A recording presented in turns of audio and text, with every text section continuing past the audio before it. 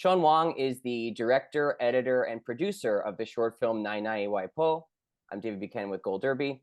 Sean, first I wanted to congratulate you on the Oscar nomination for Best Documentary Short. Thanks so much, David. And it's a little bright outside, so apologies if I'm like squinting, but thank you so much. It's an honor to kind of be here talking to you. Yeah, first thing I wanted to ask you, I think one of the greatest joys of that morning was watching your reaction, your grandmother's reaction, that video that you shared. So joyous. I mean, I was crying with you guys. It was so exciting to watch, so emotional.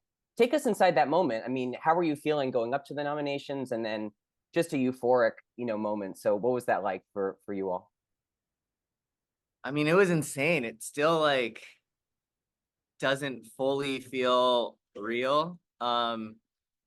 I think the words that I keep coming back to just to describe that moment is an extreme burst of chaotic joy. What happened was also, speaking about DD earlier, my first feature film had just premiered at Sundance the Friday before. So, we were kind of in the middle of that, and we had, the day before my world premiere of that movie, my stomach was churning like butterflies, like so nervous. And so we world premiered on a Friday night, and then had sort of a whirlwind weekend of people seeing the movie, talking about the movie, and it was kind of really exciting and exhilarating and nerve-wracking. And then Sam, who is my cinematographer and also one of our producers of the short film, but he also shot my feature. And so we had decided, hey, we should fly back to Fremont to watch the nominations with my family and my grandmothers, just in case we get nominated. And even if we don't, just to kind of be with them at the end of what has been sort of an extremely unexpected and surreal and special journey that we all went on together. So we flew home late at night on a Monday, got home, at midnight, saw them, slept at 2 a.m., woke up at 5 a.m., went, to watch the nominations at 5:30 with my grandmothers. In the middle, in those 30 minutes, my sister was like, you should probably change out of your pajamas because we're filming this. And then, yeah, the nominations happened. 10 minutes later, we got nominated. It was just, I mean, you see it in the video. It was this insane, like, you could never dreamt that this movie that I made about my two grandmothers could get this far. And then we had a moment of celebration for about 20-30 minutes, and then I had to get on a plane right back to Park City to go introduce a screening. And so it was such a contained moment of exhilaration. Yeah, it's such an exciting whirlwind time. And you were just at the Oscar nominees luncheon with your grandmothers. What was that experience like? And was there anybody that you were excited to meet for the first time, or they, especially them, were they excited to meet anybody who was there that they got to, see and spend some time with? I mean, the grandmothers had a blast. It was so special, honestly, because I did a couple interviews at 9 in the morning, and I don't know were you at the luncheon, David? No, I'm in New York. You're in New York. You're in this like poolside area, and there are interview sort of booths all set up, and it feels very, like special. And I was there at 9 a.m. and then my grandmothers were meeting me there at 10 a.m. And I was kind of like, whoa, this is so like it feels like such a moment. And we were like, it was 10:02 a.m. and I was like, oh, where are they? I hope everything's okay. Because, my sister and my brother-in-law were kind of our translators for the day and caretakers. And I was like, I hope everything's okay. I hope I didn't run into any snags. And then across the pool, I see them roll out in two wheelchairs, like stunning red outfits, like sunglasses on. Just, I was like, oh my God, like Hollywood A-listers over here. They fit right in. They were like waving to people, and and it was so like, as soon as I saw them, I was like, they are going to have the best brunch lunch of their lives. And they really had an amazing time. They were on the red carpet just stunting, and taking amazing photos. I personally was really excited to meet, or hopefully get to meet, Greta Gerwig, Celine Song. I met Spielberg, which was very special. And yeah, I think the nominees luncheon too, they kind of spread everyone apart. So I got to meet the production designer of Barbie, who was sitting right next to me. She was so kind, so sweet, and it was really special. I don't know if I think my Waipo was sitting at the same table as Hoyte, Von Hoytema, and I was just like, she has no idea what a legend this guy is. Let's dive into the film. I wanted to ask you what the impetus was, because I know you had kind of moved back from New York back to California, and you were spending more time with them than you had, as you were in New York, building your career. Was there a particular moment that you spent with them that you really thought, I have to capture, what's going on in this household and in their lives to save for posterity and to share with people? That's a good question. I think I don't know if there was one moment in particular, but I think it was a confluence of a few emotions that I think is reflected in the movie. It was the sort of like when I was with them and this sort of really unbridled joy of like me literally being in the room with them like dancing with me, sort of going like, like being very silly and slapstick and humorous, and this sort of youthfulness that they bring out of me and I bring out of them. That sort of energy that I think we tried to capture in the movie.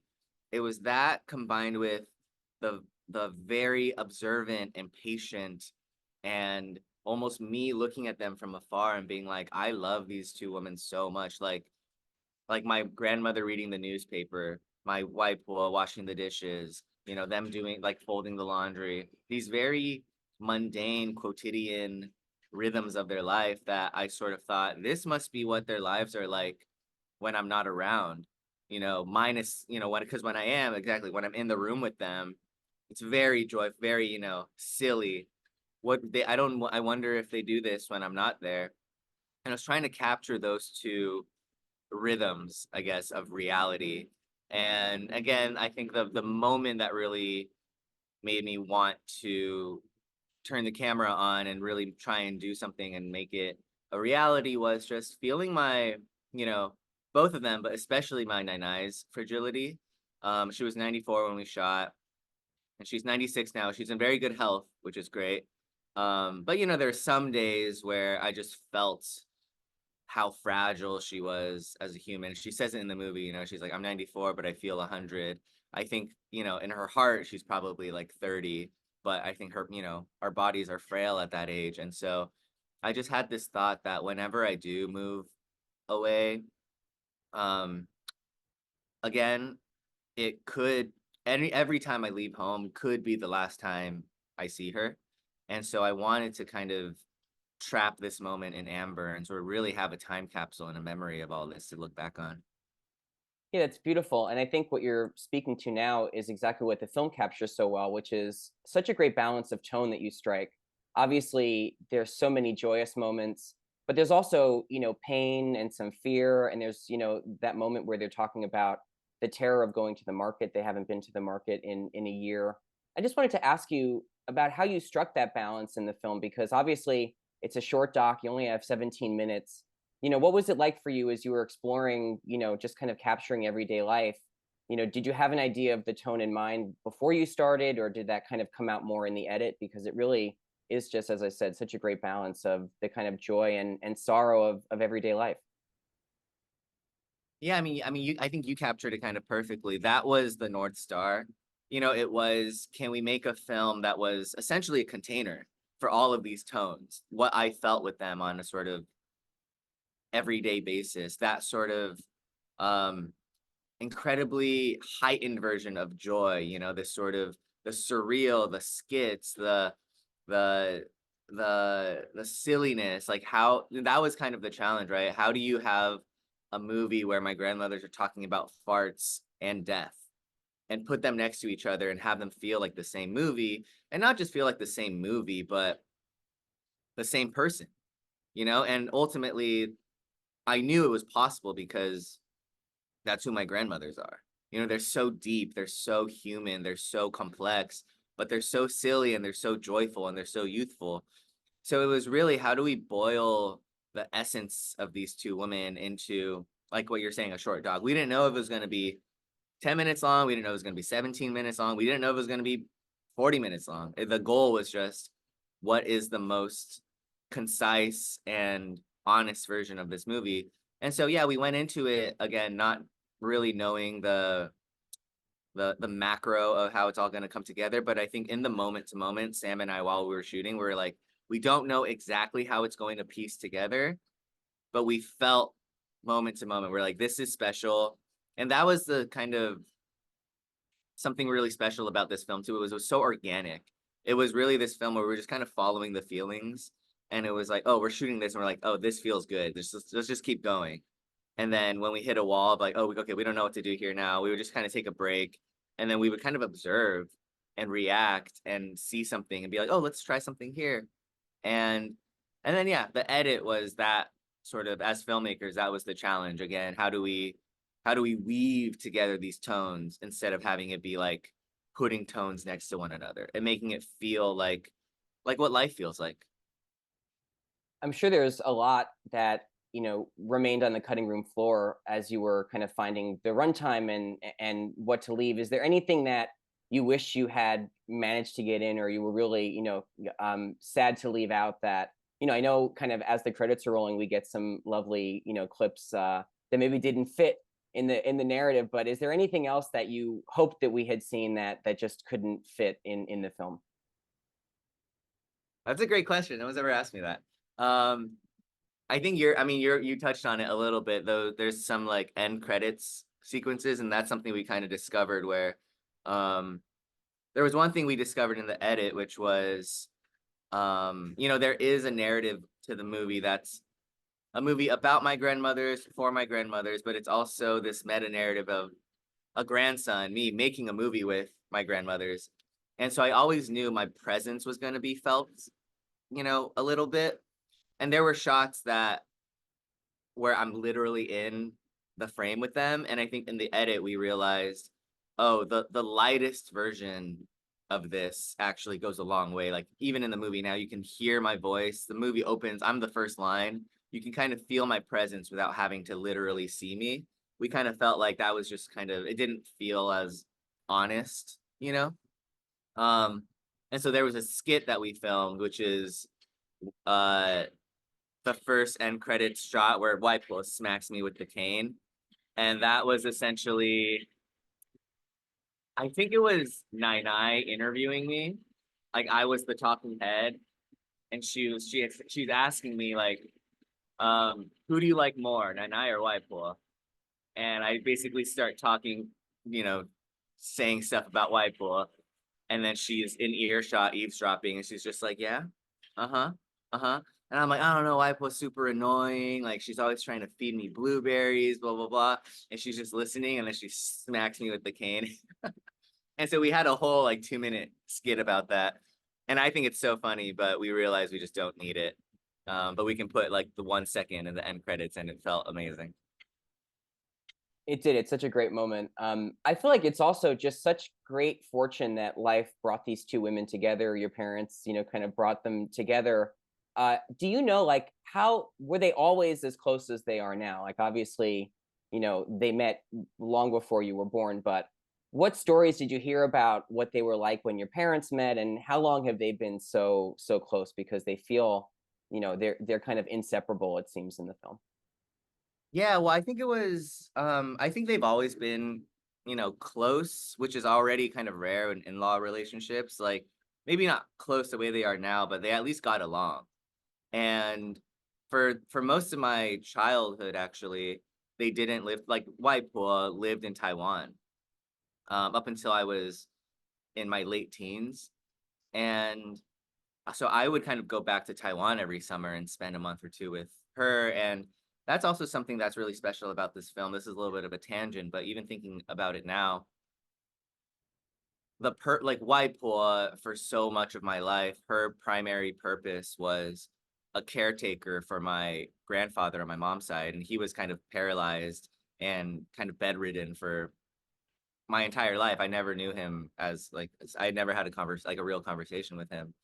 And so for over a decade and a half, that when I would visit my grandmother in Taiwan, her day-to-day existence was to take care of him, and keep him alive, keep him healthy in the ways that he could be. And after he had passed away, um, my grandmother, ended up moving in with my parents and my family here in America, moving in with my Nai Nai.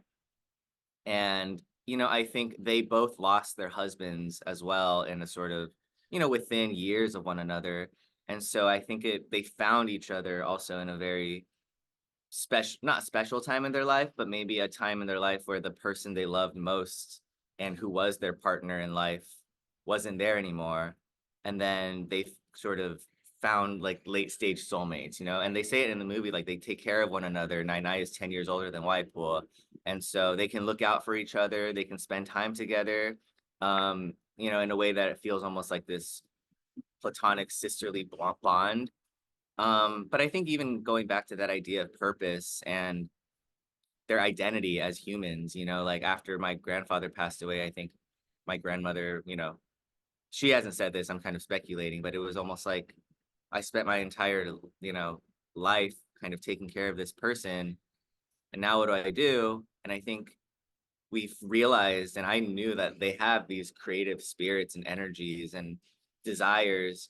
And I think our film just allowed them to have a platform to play and show people like how youthful and creative someone at their age can be. And to have them kind of just, almost again, like have like a second career, not career, but to come to the Oscars after spending 20 years just being sort of taking care of somebody, and that was your existence, I think is a very out of body but special experience for them. Oh, no question. And before I let you go, Sean, I want to ask you, you mentioned DD earlier, which was just at Sundance. It won the Audience Award, which is such a wonderful honor.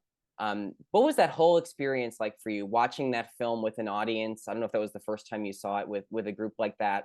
What is that experience like for you? And what can you tease about the film for folks like me who weren't at Sundance and haven't had a chance to see it yet?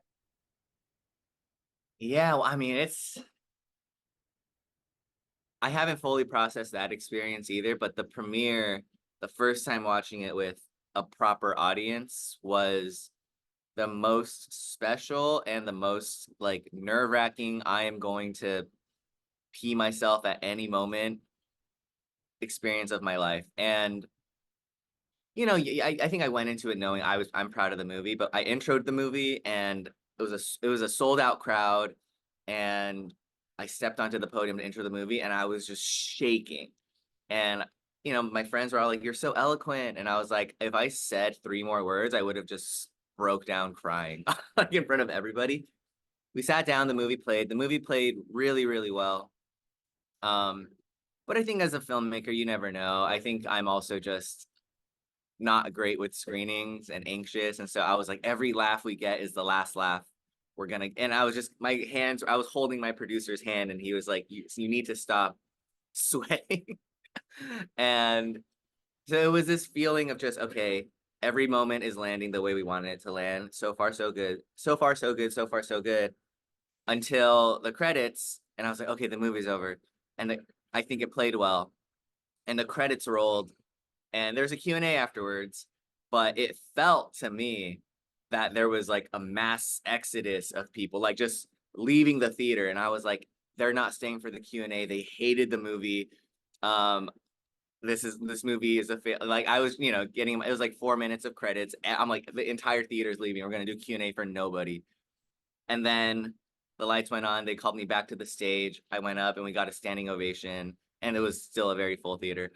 And so that whiplash of emotions was palpable. And then, yeah, it was a whirlwind experience where premiered on a Friday, got nominated for an Oscar on a Tuesday, won 2 awards on the next Friday, and then on Sunday we announced that the movie sold to Focus Features.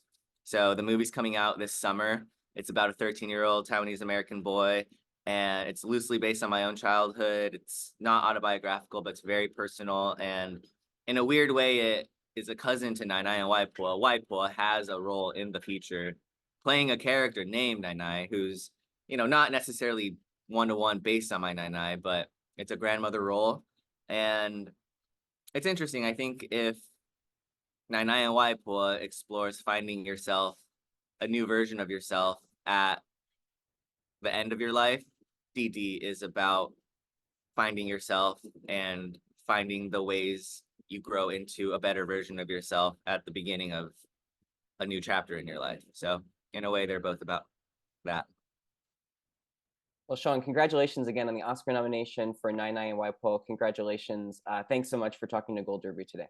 Thank you, David. I appreciate it.